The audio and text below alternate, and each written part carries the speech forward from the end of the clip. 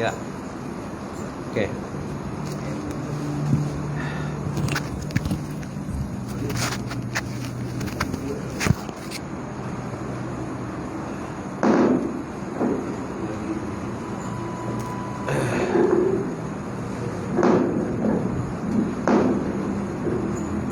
InsyaAllah.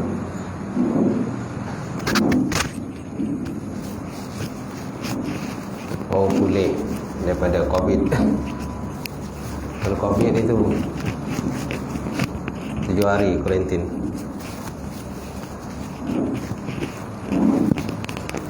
4 bulan sampai 10 bulan. Ramai budak kena office tu. Seorang-seorang.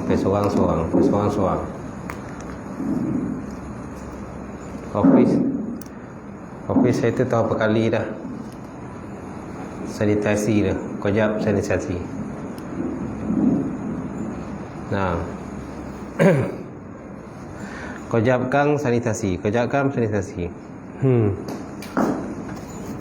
InsyaAllah kita mulakan kuliah malam ni dengan kita sama-sama baca kitab Ila Hadratin Nabi Muhammadin Mustafa Rasulullah sallallahu alaihi wasallam wa ala al-kiram wa ashabil izam.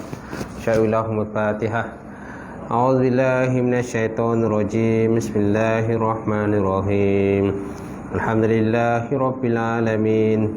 Arrahmanir rahim. Maliki yaumiddin. Iyyaka na'budu wa iyyaka nasta'in. Ihdinas siratal mustaqim. Siratal ladzina an'amta 'alaihim ghairil maghdubi 'alaihim waladdallin. Amin. Assalamualaikum warahmatullahi taala wabarakatuh. Alhamdulillahirabbil alamin wal 'aqibatul muttaqin wala udwana illa 'alal zalimin. Asyhadu an la ilaha illallah wahdahu la syarikalah wa asyhadu anna Muhammadan abduhu wa rasuluh. Allahumma salli wa sallim ala sayyidina wa nabina wa habibina wa maulana Muhammad imamil muttaqin wa qaddadu'am jahidin wa ala alihi wa sahbihi ajma'in. Amma ba'd, fa inna sadaqal hadis kitabullah wa khairan hadi Muhammadin sallallahu alaihi wasallam wa syarril umuril muhdatsatuha wa kullu muhdatsatin bid'ah wa kullu bid'atin dhalalah wa kullu dhalalatin finnar. Qala Allah Subhanahu wa ta'ala fil Qur'anil Karim ba'da a'udzu billahi minasyaitonir rajim. Bismillahirrahmanirrahim. Wal 'asri innal insana lafi khusr illa allazina amanu wa 'amilus solihati wa tawasaw bil haqq wa tawasaw bis sabr.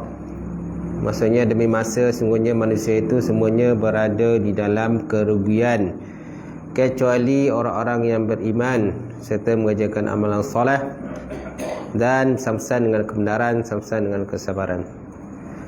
Alhamdulillah yang dihormati, semuliakan Tuan Imam kita, seluruhnya yang semuliakan Tuan Bilal, kemudian jantan kuasa surau, sidang jamaah muslimin yang dihormati sekalian.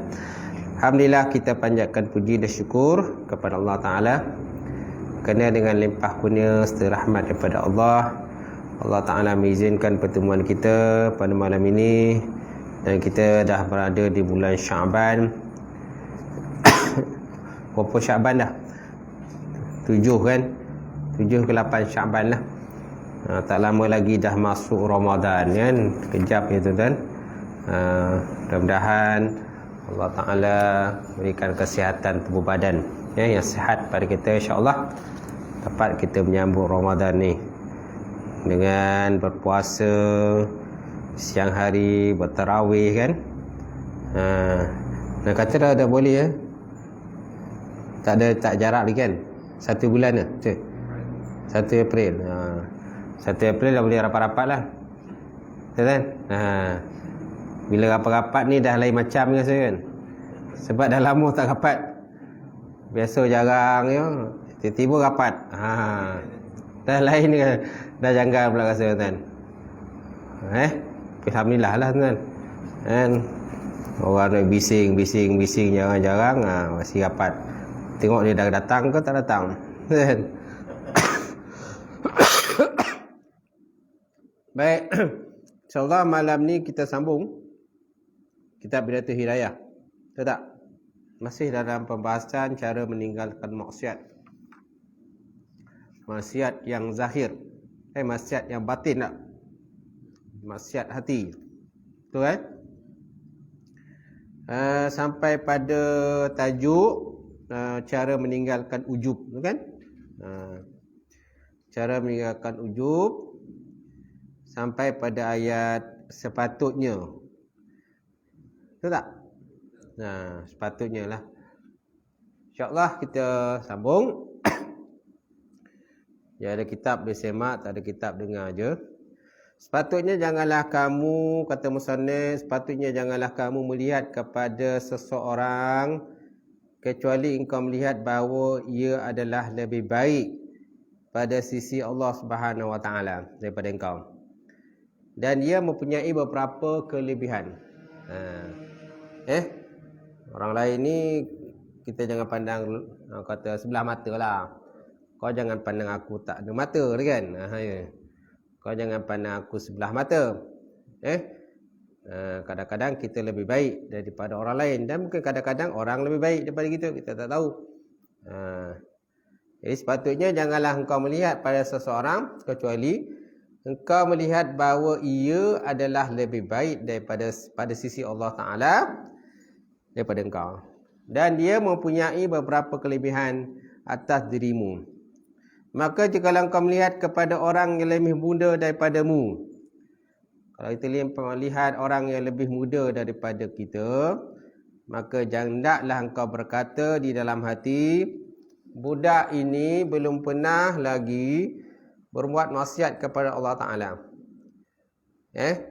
Budak ini biasanya budak-budak muda lah, bawah umur kan, yang belum balik berakal ni. Jadi budak macam ni belum pernah lagi buat maksiat. Kalau buat maksiat pun macam mak ayah yang tanggung lagi lah, bukan dia yang tanggung kan. Ataupun mungkin dia tak faham mana baik mana buruk, dia tak faham lagi. Jadi budak ini belum pernah lagi berbuat maksiat kepada Allah Ta'ala. Sedangkan aku, mana diri kita lah, kata musannif, kata pengarang, aku sudah banyak berbuat maksiat, maka tak syak lagi bahawa dia lebih baik daripadaku. Maknanya daripada satu sudut lah. Daripada sudut maknanya budak lebih muda lebih baik pada kita lah. Walaupun yalah mungkin kita lebih tua, dan dulu makan garam pada kau kan. Biasa tu. Kau pula nak ajar Dan lebih tahu pada kau. Kan? Memanglah pada satu sudut tu memang kita lebih makan garam daripada dia. Kita dulu lahir, kita ada lebih pengalaman daripada dia. Tetapi daripada satu sudut pula, orang muda ni pula dia fresh lagi. Muda fresh kan. Tak banyak dosa. Dia tak faham lagi kan. Apalagi yang bawah umur kan, kanak-kanak lagi tak tahu apa. Jadi maknanya daripada satu sudut dia lebih baik daripada kita, kerana kita ni banyak buat dosa dan juga kesalahan. Yang pertama. Yang kedua, dan apabila engkau melihat pada orang lebih tua daripadamu, maka hendaklah engkau berkata, orang ini menyembah Allah Ta'ala lebih dahulu daripada aku. Maka tak syak lagi bahawa dia lebih baik daripada aku. Nampak?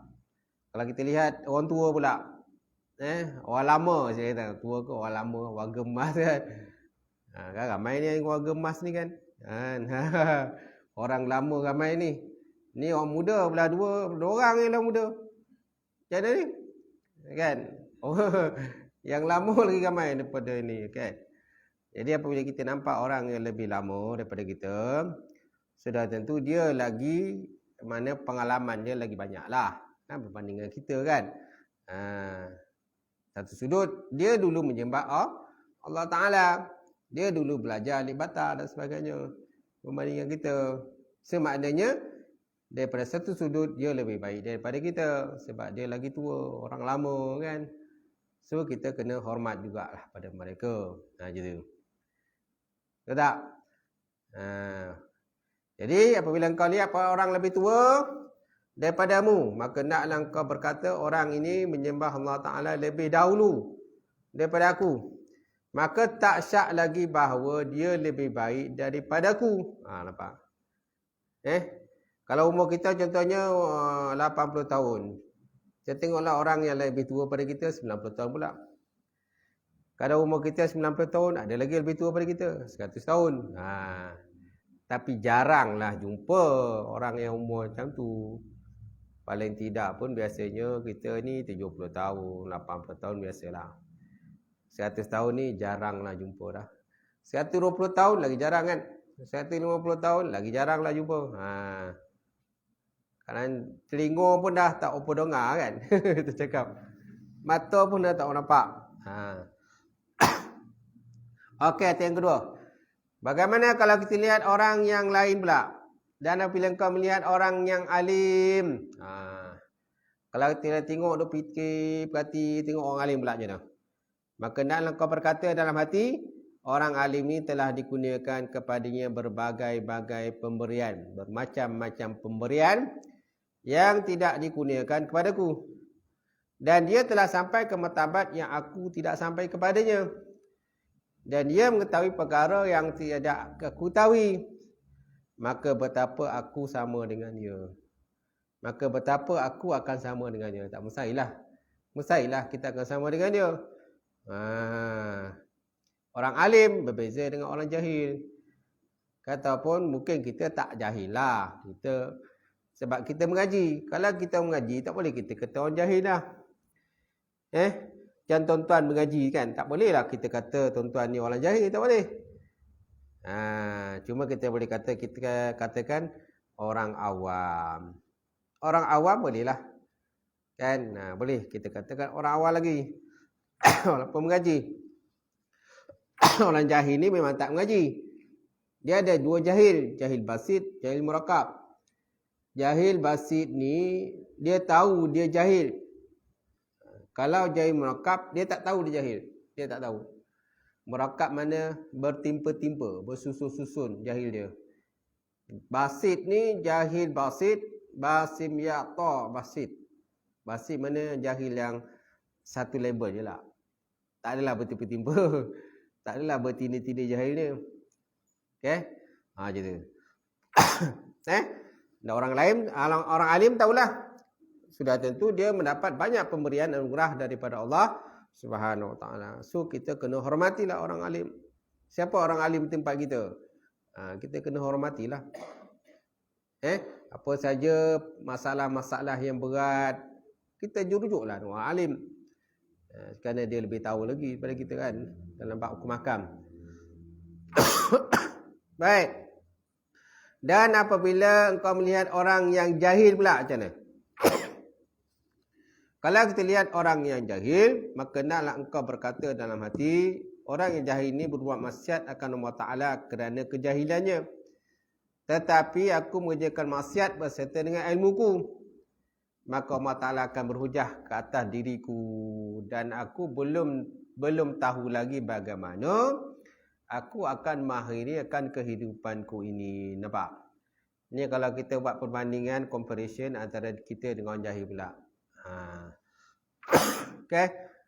Nampaknya kita masih lagi ketinggalan. Banding dengan orang muda pun kita kalah. Banding dengan orang tua pun kita kalah. Kita sudut. Banding orang alim macam tu juga. Banding orang jahil macam tu juga.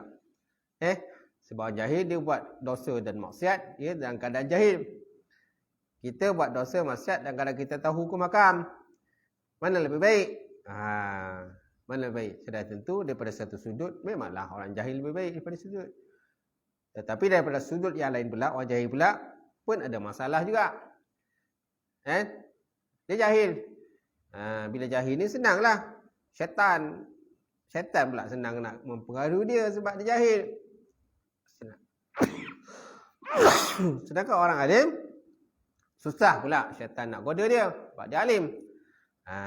Walaupun ada juga orang-orang alim yang berjaya dipengaruhi oleh syaitan, ditipu oleh syaitan, ada juga. Tu yang jenis orang kata dia alim tu nakkan kedudukan, pangkat dan sebagainya kan. Itu semualah tu. Maksudnya, dan apabila kau melihat orang kafir pula macam mana? Dan apabila kau melihat orang yang kafir, maka naklah kau berkata, aku belum tahu lagi bagaimana jadi nanti ia masuk Islam.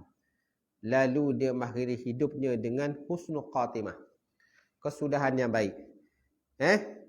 Mana mati keadaan yang baik atau beriman. Dan dengan sebab dia masuk Islam, ia telah keluar daripada dosa-dosanya seperti keluarnya selai rambut daripada bancuhan adunan roti. Sedangkan aku, wa iyyazubillah min zalika, mudah-mudahan Allah Ta'ala pelihara kita, boleh jadi berubah pula. Mungkin kita pula berubah pula daripada baik benda jadi tak baik. Kan? Boleh jadi berubah, disesat setelah mendapat petunjuk. Maka aku menjadi kafir. Dan kehidupanku akan diakhiri dengan su'ul khatimah. Su' mana jahat? Su'ul, sim, waw, amzah. Su'. Khatimah. Kha alif, ta, mim, ta marbutah. Khatimah. Kan? Su'ul khatimah. Lawannya husnul khatimah. Su' mana mati lang kafir. Maka orang kafir ini pada hari kiamat nanti akan dikumpulkan bersama dengan orang-orang yang muqarrabin. Sedangkan aku akan diseksa dalam api neraka. Na'udzubillah min zalika. Kan? Itulah. So maknanya kita jangan memudahlah orang non-Muslim, orang kafir, tak tahu lagi kan. Mungkin satu hari nanti besok dia masuk Islam, tak tahu dapat taufik hidayah. Bila dapat hidayah, tiba-tiba kan dia mengucap dengan syahadat, mana dosanya telah pun diampun Allah Ta'ala, tiba-tiba dia meninggal dunia, mati dalam keadaan beriman, kan? Tak tahu kan? Ada yang macam tu. Ada yang macam tu. Baru masuk Islam, dah meninggal. Baru 2-3 hari masuk Islam, dah meninggal dunia. Masya Allah. Allah Ta'ala pilih kan? Macam tu. Kita ni tak tahu ni macam mana. Kita tak tahu macam mana ni. So, jangan kita mengambil mudah. Ataupun jangan memandang hina kepada orang-orang yang non-Muslim. Sebab apa? Kita tak tahu lagi macam mana kesudahan kehidupan dia. Kita pun tak tahu kesudahan kehidupan kita. Harap-harap kita semuanya keadaan mati dalam husnul khatimah, kesudahan yang baik. Baik. Dan sifat takabur tidak akan keluar daripada hatimu, kecuali bila engkau mengetahui bahawa orang yang sebenarnya mulia itu ialah orang yang mulia di sisi Allah Ta'ala. Dan masalah ini tertakluk kepada khatimah. Khatimah, kesudahan.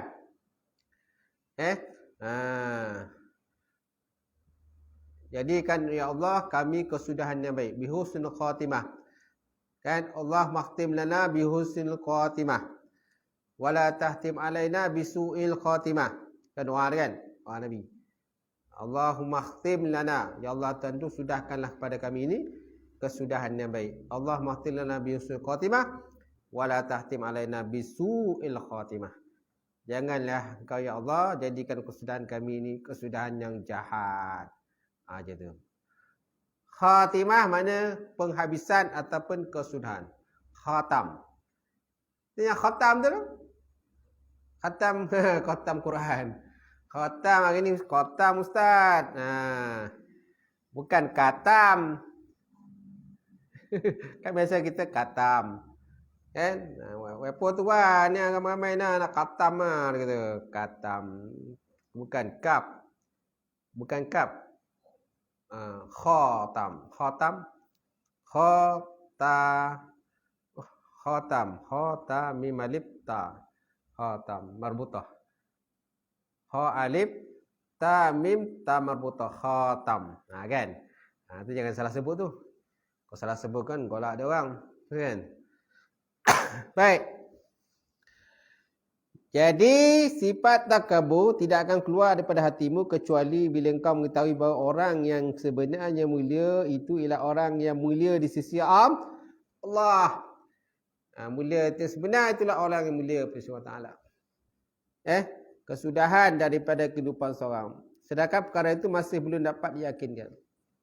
Maka bila engkau berfikiran demikian, saya hatimu sentiasa akan takut dengan khatimah, kesudahan.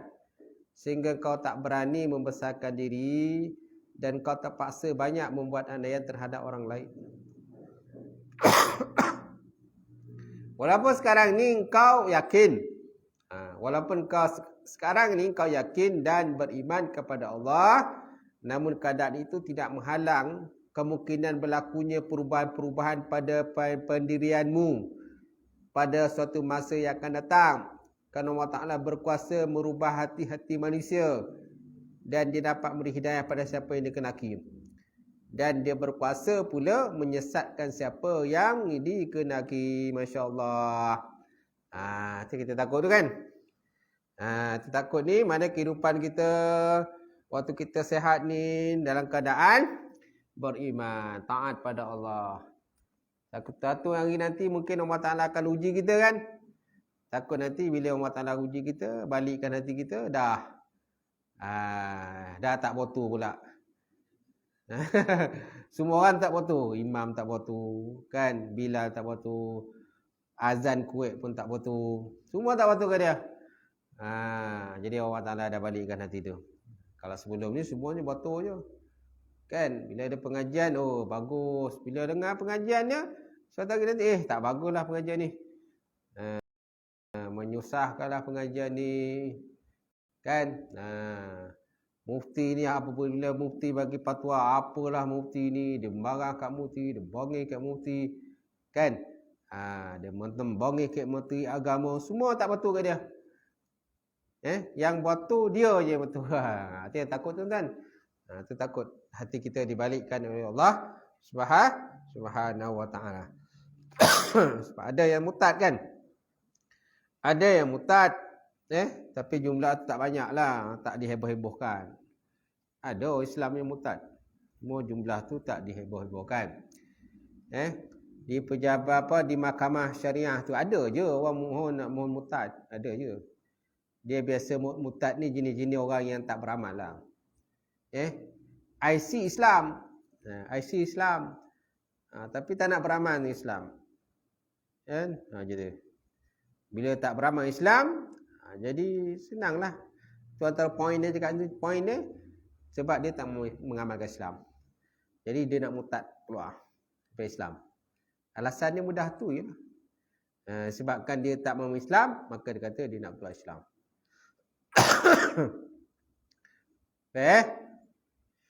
Ada juga yang masuk Islam, kemudian macam main-main lah masuk Islam, main-main je tu. Kerana nak duit, kan? Nakkan duit bantuan. Kalau masuk Islam kan ada duit bantuan, duit poket semua. Kan? Dulu siapa nak masuk Islam, datang pejabat agama, walk in, terus syahadah. Tapi yang baru ni kita buat, kan? Kita tak bagi syahadah dulu. Kita akan bagi, orang kata brainwash dulu, brainstorming dulu lah, semualah. Bagi nasihat dulu, kan. Sejam, 2 jam, kan. Bagi taklimat ni semua, nasihat semua. Kalau dia setuju, baru syahadah. Sebab kita tak nak, orang kata syahadah-syahadah macam tu je. Lepas tu kualiti tak ada. Kan? Tak guna kita, tak guna syahadah, tapi lepas tu tak ada kualiti. Kan? Masih setiap hari nak duit. Setiap hari nak duit. Tak dapat duit, mengamuk. Tak dapat duit, mengamuk. Kan, marah. Mana dia masuk Islam tu kerana nak duit. Bukan kerana kesedaran dia sendiri benar-benar. Kan? Kalau dia betul-betul masuk Islam ni atas kesedaran sendiri, kan? Ikhlas dia kepada Allah, jadi dia tak mengharapkan duit-duit apa-apa. Dia tak bergantung lah pada duit tu. Gitu. Ni asyik nak bergantung ya. Gitu. Tak bagikan marah dia. Baik tuan-tuan. Sambung sikit lagi. Baik, seterusnya sangat banyak ada hadis yang berkenaan dengan celaan terhadap sifat hasad. Nampak? Banyak ada hadis yang berkenaan dengan celaan sifat hasad. Kerana hadis Nabi kata hasad itu membakar sama seperti api yang membakar kayu api. Hasad dia membakar seperti api yang membakar kayu api. Bagaimana kalau api bakar kayu api? Habis tak? Habislah. Kan? Kena pula kayu kering pula. Kalau kayu basah susah sikit. Terbakar. Tapi kalau kayu kering habis semua. Kan? Itulah hasad tinggi tu. Kemudian takabur. Innallaha la yuhibbul mutakabbirin. Allah Ta'ala tak suka orang yang takabur. Kemudian riak. Kan? Riak ni nunjuk-nunjuk diri. Dia lah yang paling hebat. Ujub pun sama jugalah. Lebih kurang lah tu. Tetapi rasanya cukuplah bagimu sebab dia yang telah menghimpunkan segala maksud yang berkenaan dengan sifat-sifat tersebut. Di mana Imam Abdullah bin Al-Mubarak radhiyallahu ta'ala anhu telah meriwayatkan dalam kitab Az-Zuhud. Kitab menyatakan tentang zuhud dengan sanad beliau daripada seorang lelaki bernama Khalid bin Ma'adan yang pernah berkata kepada Muaz, wahai Muaz, wahai Muaz, panjang hadis ni tuan-tuan. Wahai Muaz, ceritakan padaku sebuah hadis yang kau pernah dengar daripada Rasulullah sallallahu alaihi wasallam. Berkata rawi hadis tersebut itulah Khalid bin Ma'adan. Lalu Muaz menangis sehingga aku menyangka dia tak dapat berhenti, tetapi akhirnya Muaz berhenti daripada menangis. Kemudian lalu Muaz berkata, aku mendengar Rasulullah sallallahu alaihi wasallam pernah bersabda kepadaku, wahai Muaz, kata Nabi, sebenarnya aku mau menceritakan padamu sebuah hadis. Jikalau engkau mampu meliharanya, pasti ia akan beri manfaat akan dikau di sisi Allah Subhanahu wa ta'ala, tuan-tuan. Tapi jika engkau mensia-siakan dan tidak meliharakan hadis ini, maka akan terputuslah hujahmu di hadapan Tuhan, di hadapan Allah Subhanahu wa ta'ala di hari kiamat besok. Kan? Apa dia, tuan-tuan? Hadis ni panjang hari ni. Sampai belakang oh, panjang. Panjang tu hari ni. Sampai kita lihat satu dua. Okay. Kata Nabi, wahai Muaz, sesungguhnya Allah Ta'ala telah menjadikan 7 orang malaikat. Masih ada batuk tuan. Sebab COVID itu kan, COVID itu batuk semua. Demam, batuk, semua macam-macam lah. Kan? Package lah. COVID ni adalah package. Dia bagi lah. Baik. Wahai Muaz, sesungguhnya Allah Ta'ala telah menjadikan 7 malaikat. Malaikat ni tak boleh kita katakan orang. Kita kata 7 malaikat. Gitu. Sebelum dia menciptakan langit dan bumi. Kemudian lalu ditentukan pada setiap langit seorang malaikat daripada mereka untuk menjaga pintu langit tersebut. Lalu naiklah malaikat hafazah. Malaikat hafazah membawa amalan seseorang hamba yang dilakukan mulai daripada pagi sampai ke petang. Malaikat hafazah ni malaikat yang menjaga kita lah. Kan? Dia ada malaikat kiraman katibin kan? Ada malaikat hafazah. Ada malaikat munkar nakir. Ada malaikat maut. Yang cabut nyawa ni malaikat maut lah. Perhati tu kan? Macam tu.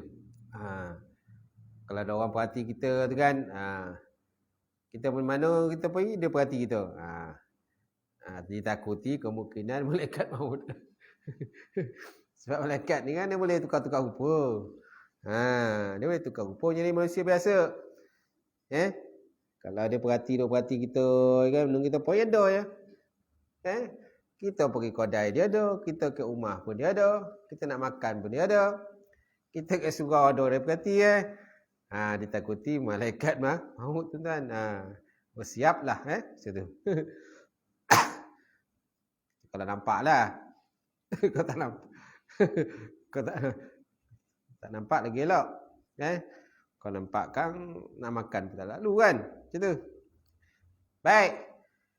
Lalu naiklah malaikat hafazah membawa amalan seorang hamba yang dilakukannya mulai pada pagi sampai ke petang. Amalan tersebut mempunyai nur bagaikan cahaya matahari. Sehingga apabila malaikat hafazah yang membawa amalan hamba itu sampai ke langit yang pertama, mereka menganggap bahawa amalan itu baik dan sangat banyak. Lalu berkatalah malaikat penjaga pin langit pertama itu berkata kepada malaikat hafazah.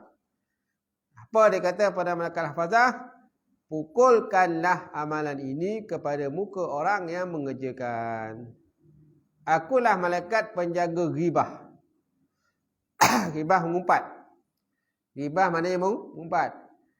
Allah Ta'ala telah menyuruhku supaya aku tidak membiarkan amalan orang yang mengumpat orang lain ini dapat melalui aku untuk terus naik ke atas. Masya Allah. Rupanya ada malaikat. Memanglah setiap pintu langit tu ada malaikat yang menjaga. Nabi pun dalam peristiwa Isra' dan Mi'raj pun naik ke langit bersama dengan malaikat Jibril. Setiap pintu tu nak kena ketuk dulu kan. Setiap pintu langit ada. Ada malaikat yang menjaga kan. Kan? Sampai pada langit yang pertama. Malaikat Jibril pun ketuk pintu. Bagi salam.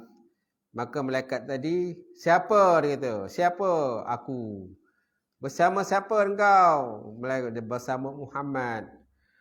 Adakah dia telah diutuskan? Ya, dia telah diutuskan. Itu langit pertama. Masuk ke langit kedua pun tu juga. Ada juga malaikat yang menjaga langit kan. Pada setiap malaikat pun ada nabi-nabi. Kan? Ada nabi-nabi pada setiap malaikat tu. Sampailah Nabi naik kepada langit yang ketujuh. Kan? Lepas tu naik ke Baitul Ma'mur. Lepas tu sampai ke Sidratul Muntaha. Kan? Lalu mengambil ijazah sembahyang. Itu dalam peristiwa Isra' dan Mi'raj. Dan Nabi juga ditunjukkan dengan berbagai-bagai tamsilan, berbagai gambar-gambaran tentang suasana dalam neraka, tentang suasana dalam syurga. Tunjukkan gambaran-gambaran tersebut. Kerana perkara tersebut belum terjadi lagi. Belum berlaku, tapi dah tunjukkan gambaran. Kerana kiamat belum berlaku. Bila kiamat belum berlaku, mana belum lagi ada penyiksaan. Kalau ikutkan, kalau ada penyiksaan di alam kubur saja. Sedangkan untuk neraka belum ada lagi. Walaupun neraka dah ada, tapi penyiksaan di neraka belum ada. Jadi tunjuk dalam peristiwa Isra' dan Mi'raj itu hanya gambaran-gambaran saja. Gambaran kejadian-kejadian yang terdapat dalam neraka dan juga tentang kejadian dalam syurga Allah Ta'ala. Jadi malaikat pertama, kan? Malaikat pertama itulah malaikat penjaga ghibah. Menjaga orang mengumpat. Kan? Bila ditunjukkan amalan tadi yang kononnya amalan ni cantik, bagus, maka malaikat tu kata, pukullah dengan amal ini ke muka orang yang mengerjakannya. Akulah malaikat penjaga ghibah. Pengumpat. Ghibah ni mengumpat. Allah Ta'ala telah menyuruhku supaya aku tidak membiarkan amalan orang yang mengumpat orang lain ini dapat melalui aku untuk terus naik ke atas. Jadi kat situlah dah ada Roblox. Istilah kita Roblox dah. Dah tak boleh masuk kan. Gitu. Kemudian datang pula malaikat hafazah membawa amalan seseorang hamba yang lain pula. Kan? Mereka menganggap amalan itu sangat baik dan sangat banyak. Malaikat itu berjaya melintasi langit pertama. Kerana orang yang mengerjakan amalan tersebut tidak terlibat dengan nuksa mengumpat orang. Sehingga sampailah pada langit yang kedua.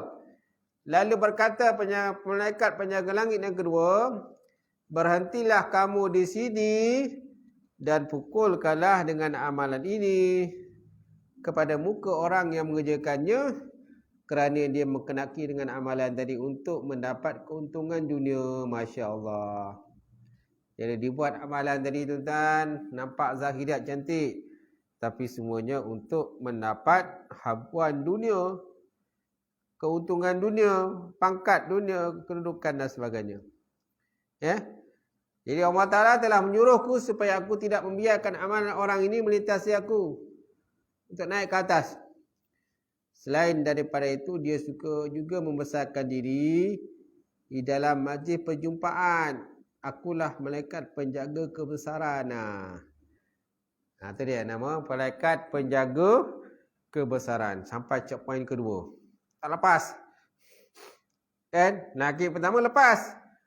Kalau amalan orang lelaki pertama tadi, langit pertama pun tak lepas dah. Boleh langit kedua lagi. Yang ini langit ke pertama lepas. Langit kedua pula tak lepas tuan-tuan. Sebab apa? Amalan tadi. Buat amalan kerana manusia. Buat amalan kerana nak kedudukan, pangkat, jawatan. Kan? Dan sebagainya. Jadi, maka dipukullah ke muka dia. Kemudian naik pula malaikat hafazah. Buat amalan seorang hamba yang penuh dengan sinaran dan cahaya daripada pahala sedekah, pahala puasa, pahala sembahyang. Maka malaikat hafazah merasa hairan melihat keindahan amalan tersebut. Kan? Yalah, amalan dia macam nur, cahaya kan. Bersinar-sinar. Sebabkan oleh pahala sedekah dia. Dia rajin bersedekah, rajin bersolat, dia puasa, tuan-tuan. Okay? Sehinggalah dia amalan tadi berjaya melintasi langit pertama dan kedua. Sampai ke langit ketiga, maka malaikat penjaga langit ketiga berkata, berhentilah kamu di sini dan pukulkan dengan amalan itu muka orang yang mengerjakannya. Akulah malaikat takabur nama dia. Malaikat takabur. Jumpa malaikat ni banyak tu kan. Banyak malaikat ni. Yang kita tahu tu lah 10 tu. Kan? Yang 10 tu yang wajib kita tahu tu. Malaikat Malik, malaikat Ridwan, malaikat Jibril kan. Malaikat Israfil, malaikat Israel, bukan angkir kan. Rakit Atib. Okay? Itu malaikat yang wajib tahu. Tapi sebenarnya malaikat ni terlalu banyak. Banyak. Dalam peristiwa Isra' dan Mi'raj, Nabi naik ke Baitul Ma'mur kan. Baitul Ma'mur. Ke situ kan 70,000 dalam satu masa 70,000 malaikat akan bertawaf. 70,000 dalam satu hari, satu masa je. Dia akan pergi pada satu tempat dalam kawasan tu, lepas tu dia hilang, akan datang pula malaikat lain pula 70,000 lagi. Banyaknya malaikat ni yang diciptakan oleh Allah Subhanahu Wa Taala tu kan. Kita ni kalau nak banding dengan malaikat ni, kita ni macam 1/10 daripada malaikat je. Jumlah manusia kan, hanya macam 1/10 je. 9/10 malaikat. Mas bayangkanlah tuan-tuan, banyak dia. Banyak dia berbanding dengan kita lah macam tu. Baik. Dia kata, berhentilah kamu di sini dan pukulkan dengan amalan ini ke muka orang yang mengerjakannya. Akulah malaikat takabur. Masya Allah. Akulah malaikat takabur. Allah Ta'ala menyuruhku supaya tidak membiarkan amalan orang takabur dapat melintasi aku. Aku itu sangat suka membesarkan diri. Orang itu sangat suka membesarkan diri di dalam majlis orang ramai. Nampak? Kalau dalam majlis tu dia sukalah. Dia besarkan diri lah. Dia action lah. Macam tu dia kata dia lagi. Semua dia yang terbaik. Orang lain semua tak baik. Semua orang ni lekeh je. Dia je yang bagus.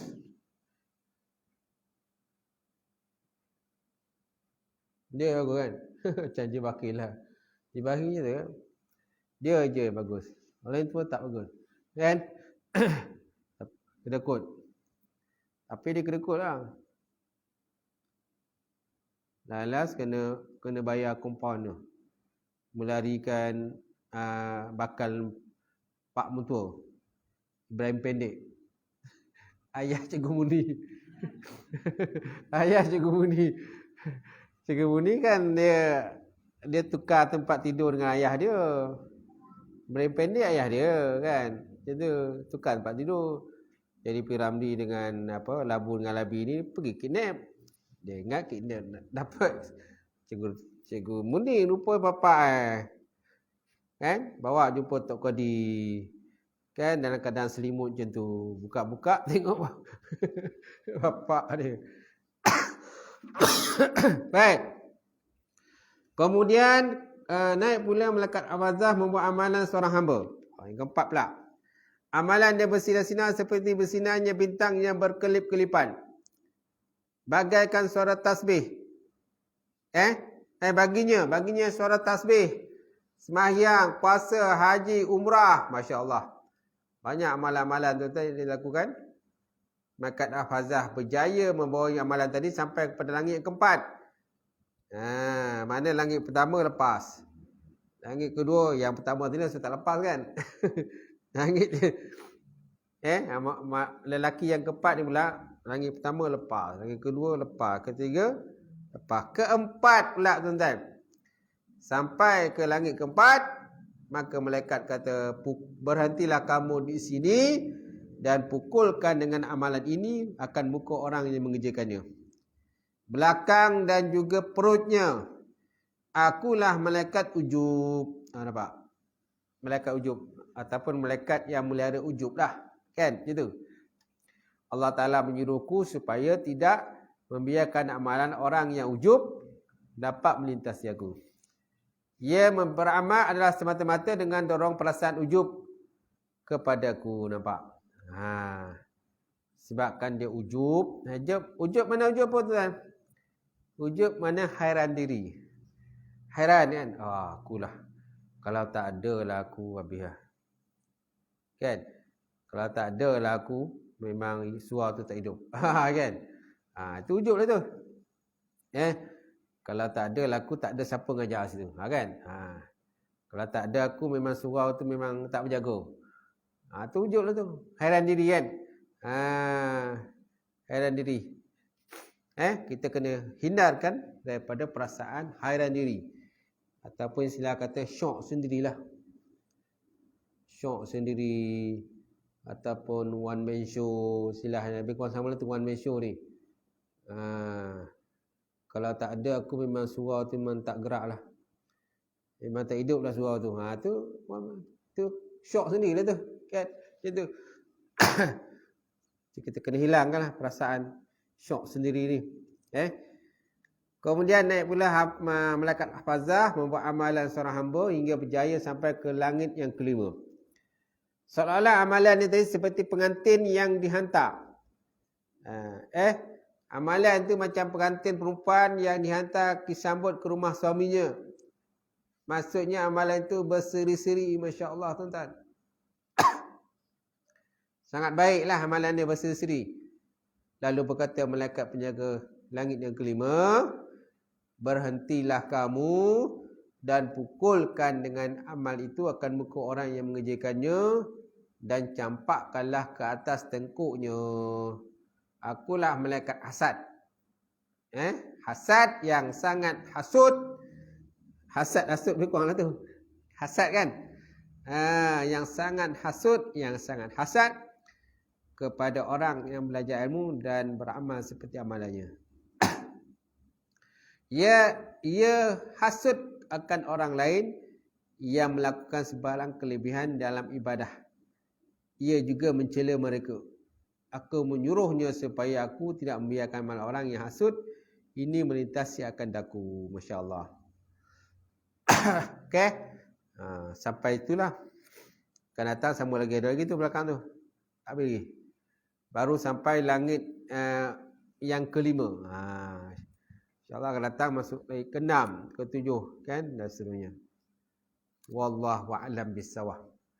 Mudah-mudahan dengan pengajian malam ni sikit sebanyak kan dapat memberikan keinsapan pada kita lah, peringatan pada kita supaya kita menjaga amalan kita mengikhlaskan amalan kita, dan amalan kita insya-Allah akan diterima oleh Allah Subhanahu wa taala insya-Allah. Ada soalan sebelum saya tutup? Ada tak?